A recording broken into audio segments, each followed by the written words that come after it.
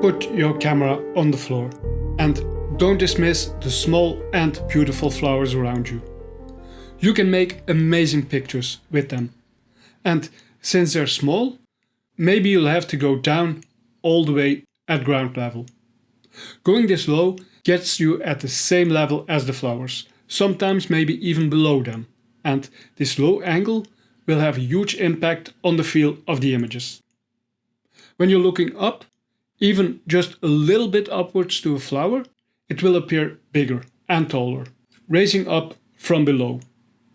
Suddenly, the flower becomes more majestic and powerful. It stands proud and looks over its surroundings. This already creates a different feel and mood to the images. But there's another effect that's even more powerful.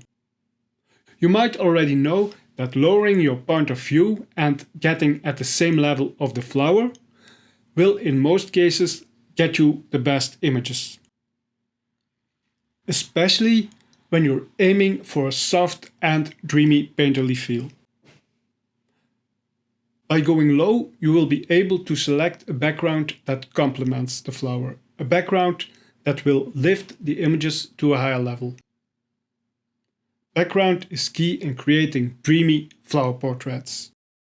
So, by getting really low, it will be easier to include an interesting background to the images. But the background is only one of the layers that we can include in our images. Adding extra layers to our images will increase depth, and in this, the foreground can play a very important role. Now, by putting your camera at ground level, you're able to include a foreground into your images, and often a very beautiful one. The area closest to the camera will be out of focus and can lead the eye of the viewer into the picture.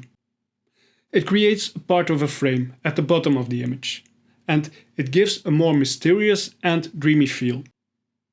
Just as you can see here. The play of sharpness and unsharpness gives it an extra depth. Now we have unsharp areas as well in the front as in the back of the image. So the in-focus areas are really surrounded by a beautiful blurry bokeh. Here in this image I did shoot the crocuses at a low angle. It's a beautiful shot and you clearly see the interaction between the sharp and unsharp areas. It's a beautiful flower, but this kind of images can get a whole lot more interesting when you put your camera at ground level. As you can see here, it becomes even more interesting when you include the out of focus ground area. Now the image has a different mood.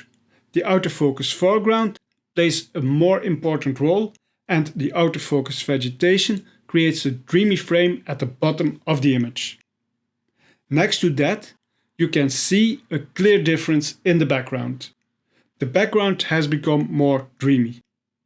By going all the way down at ground level, I was able to point the camera a little bit upwards and include the blue sky between the distant trees. Now, I often use this technique when shooting mushrooms. Here, the out of focus forest leaf litter gives an extra dimension to the images and give them also a more mysterious, fairy tale-like look. Your eye really crawls over the forest floor into the image and you're being sucked into the frame. The effect is a little bit different from the out of focus foreground vegetation of the previous images. Here I used the same technique on some wood anemones. You clearly see the out of focus forest floor that adds mystery to the image. So, by getting at ground level, we can add two interesting elements to the image. A dreamy out of focus foreground area and a beautiful background. Combined, they result in a beautiful bouquet surrounding the flowers or mushrooms. Now, this is just a small intro to shooting flowers at ground level.